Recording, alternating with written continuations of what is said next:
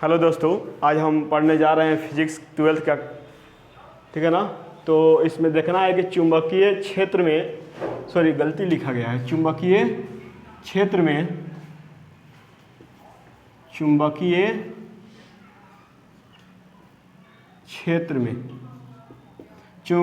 में गतिशील आवेश पर बल, यानी कि जब भी चुंबकीय क्षेत्र में किसी आवेश को गति कराएंगे तो उस पर जो बल लगेगा वो क्या होगा, ठीक है ना। तो लिखे हैं कि माना कि Q आवेश को v वेग से चुंबकीय क्षेत्र B में थीटा कोण के साथ गति करता है, तो आवेश पर चुंबकीय क्षेत्र द्वारा लगने वाला बल, यानी आवेश को जब हम क्या करें, चुंबकीय क्षेत्र में गति कराएं, तो गति कराएंगे तो ऑटोमेटिक है कि उसके द्वारा क्या होगा, उस पर बल लगेगा। अगर मान लेते हैं कि कोई आवेश है, वैसे चुंबकीय क्षेत्र है, कोई चुंबकीय क्षेत्र है B, ठीक है। इस चुंबकीय क्षेत्र में किसी आवेश को गति करा रहे हैं, किस कोण पर, थीटा कोण पर। थीटा कोण पर क्या कर रहे हैं, यहाँ पर एक गति करा रहे हैं, एक आवेश है, थीटा कोण पर इसको क्या कर रहे हैं जी, हम गति करा रहे हैं यहाँ पर, किस वेग से, v वेग से। तो इस पर जो बल लगेगा वो क्या होगा, यही हमको इसको क्या करना है, गणना करना है कि बल का मान क्या होगा। ध्यान देंगे यहाँ पर, जब भी किसी चुंबकीय क्षेत्र में आवेश को गति कराया जाता है तो चुंबकीय क्षेत्र के द्वारा उस आवेश पर क्या होता है, बल लगता है। जो बल होता है वो क्या होता है, F समानुपाती होता है Q। इसके कहने का मतलब क्या कि किसी भी चुंबकीय क्षेत्र में जितना ही ज़्यादा आवेश को गति कराएंगे, जितना ही ज़्यादा आवेश को गति कराएंगे चुंबकीय क्षेत्र में, चुंबकीय क्षेत्र के द्वारा उतना ही ज़्यादा उस पर क्या होगा, बल लगेगा। आवेश को जितना ही ज़्यादा गति कराएंगे चुंबकीय क्षेत्र में उतना ही ज़्यादा क्या होगा, बल लगेगा। तो F समानुपाती क्या हो गया, Q हो गया। अगर इसको समीकरण क्या मान ले, फर्स्ट मान लेते हैं। दूसरा कंडीशन क्या कहता है कि F समानुपाती क्या होता है, F समानुपाती होता है B मतलब होता है चुंबकीय क्षेत्र, ठीक है। यानी चुंबकीय क्षेत्र जितना ही ज़्यादा होगा, जितना ही बड़ा होगा, उसके द्वारा उत्पन्न होने वाला बल भी उतना ही क्या होगा, ज़्यादा होगा। जब चुंबकीय क्षेत्र बड़ा होगा तो चुंबकीय क्षेत्र द्वारा उत्पन्न बल भी क्या होगा, ज़्यादा होगा। तो F समानुपाती क्या होगा, B हो जाएगा। तीसरा कंडीशन होता है F समानुपाती क्या, F समानुपाती V इंटू साइन थीटा होता है। F समानुपाती V इंटू साइन थीटा होता है।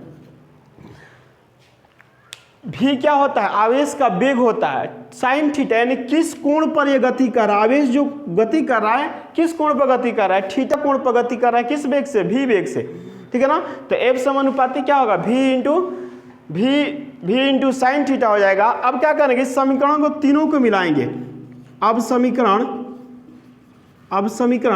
1, 2 तथा 3 को मिलाने पर मिलाएंगे तो क्या होगा यहाँ पर जी, F समानुपाती हो जाएगा क्या, F समानुपाती हो जाएगा Q into B into V sine theta, यही ना होगा जी। इधर मिल जाएगा तो Q into B into V sine theta हो जाएगा। ध्यान देंगे यहाँ पर। और पता है कि जब भी समानुपाती को हटाते हैं तो एक नियतांक लगाया जाता है, ठीक है ना। अगर वो मान लेते हैं कि नियतांक क्या है, K है, तो ये बराबर क्या होगा, K into Q B V sine theta हो जाएगा। यदि हम K बराबर 1 मान लिया जाए,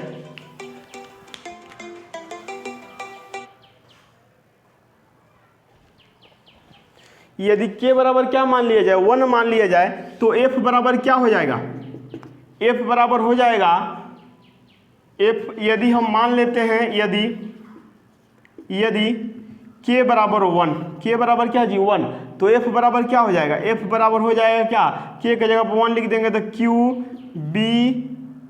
B V साइन थीटा हो जाएगा। F बराबर यह हो जाएगा, ठीक है ना। अगर इसको वेक्टर फॉर्म में लिखना होगा तो क्या होगा, चूंकि हमको पता है कि vector A dot B sine theta is equal to होता है एक वेक्टर A क्रॉस क्या जी, वेक्टर B होता है।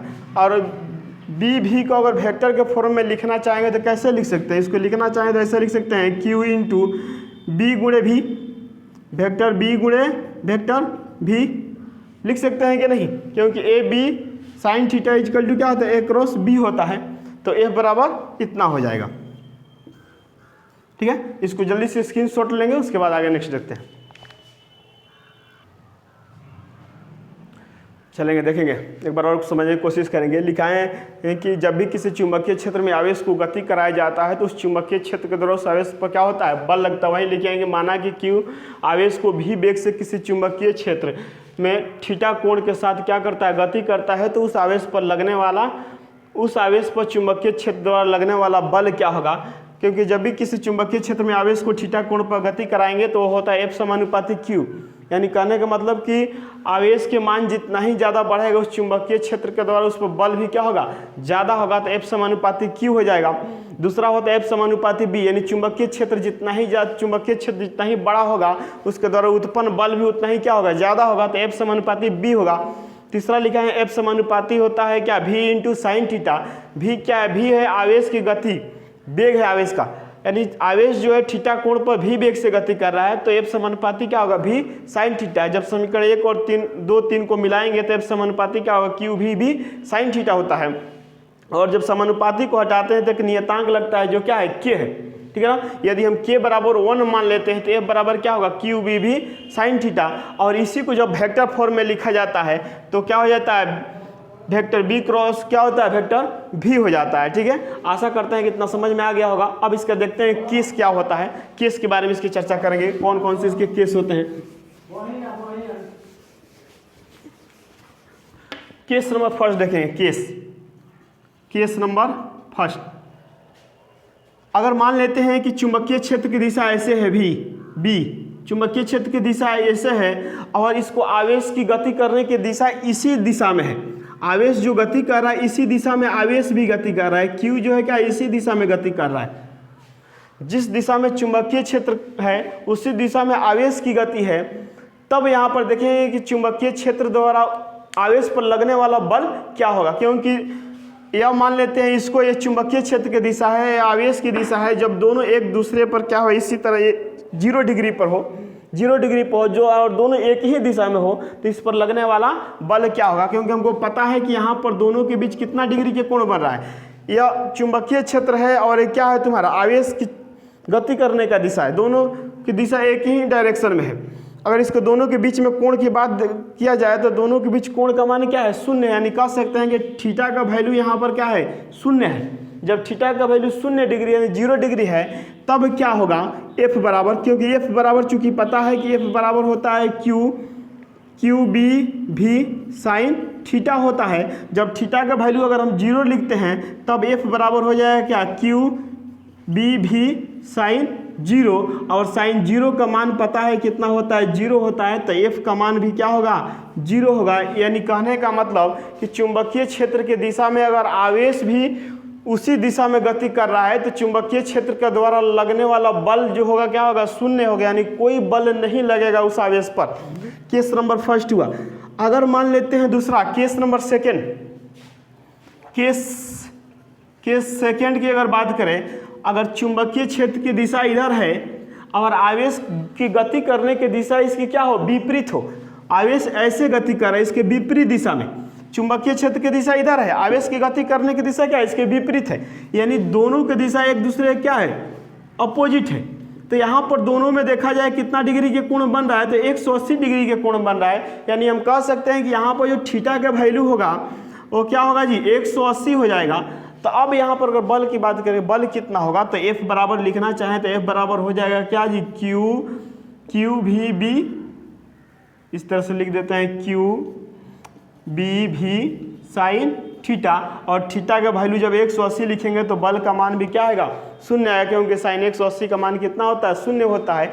यदि आवेश के विपरीत दिशा में, यदि चुंबकीय क्षेत्र के विपरीत दिशा में आवेश गति करता है तब भी वो उस आवेश पर चुंबकीय क्षेत्र द्वारा कोई बल उत्पन्न नहीं होगा, यानी बल का मान भी यहाँ पर भी क्या होगा, 0 होगा। ओके, केस नंबर थर्ड देखते हैं कि थर्ड क्या कहता है। केस नंबर क्या जी, थर्ड। यदि चुंबकीय क्षेत्र की दिशा ऐसे है, इस दिशा में चुंबकीय क्षेत्र की डायरेक्शन है और आवेश गति जो कर रहा है, अगर मान लेते हैं इसके परपेंडिकुलर यानी इस 90 डिग्री कोण पर गति कर रहा है, आवेश जो है कितना डिग्री कोण पर गति कर रहा है, 90 डिग्री कोण पर गति कर रहा है, तब यहाँ पर इस चुंबकीय क्षेत्र के द्वारा इस आवेश पर लगने वाला बल क्या होगा। अगर बल की मान निकालें तो F बराबर हो जाएगा आपका क्या जी, Q B भी साइन थीटा हो जाएगा। F बराबर हो जाएगा, अगर यहाँ पर थीटा का वैल्यू अगर हम क्या लिख दें, चूंकि थीटा का वैल्यू अगर 90 डिग्री लिख देते हैं तो क्यू बी भी हो जाएगा। क्यू बी क्या होगा जी, भी साइन 90 डिग्री हो जाएगा। 90 डिग्री के मान पता है कितना होता है, 1 होता है। तो F बराबर क्या हो जाएगा, क्यू बी भी हो जाएगा। यह जो होता है मैक्सिमम वैल्यू होता है, आवेश पर लगने वाला चुंबकीय क्षेत्र के द्वारा मान क्या होता है, अधिकतम होता है, यानी अधिकतम बल होता है। F बराबर क्या होगा, क्यू भी बी होता है। ठीक है ना, इसको जल्दी से स्क्रीनशॉट लेंगे, उसके बाद इसके बारे में नेक्स्ट चर्चा करते हैं।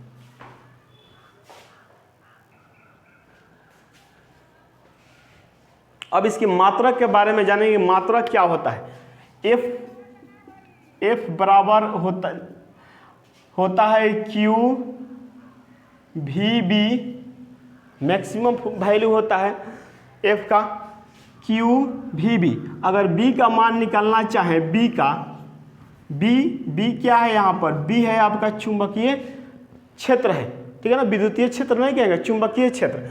तो F बराबर क्या हो जाएगा, F बराबर हो जाएगा, दोनों इसके नीचे आ जाएगा तो हो जाएगा Q इंटू भी हो जाएगा। ठीक है ना। अगर इस चुंबकीय क्षेत्र के SI मात्रक की बात करें, SI मात्रक की बात करें तो SI मात्रक आपका क्या होगा, हमको पता है कि बल का मात्रक क्या होता है जी, न्यूटन होता है। और आवेश का मात्रा Q क्या है, आवेश है, आवेश का मात्रा होता है कूलाम्ब।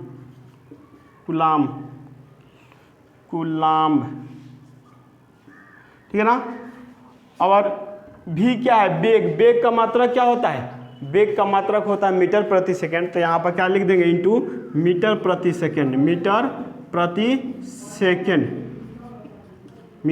सेकंड होता है।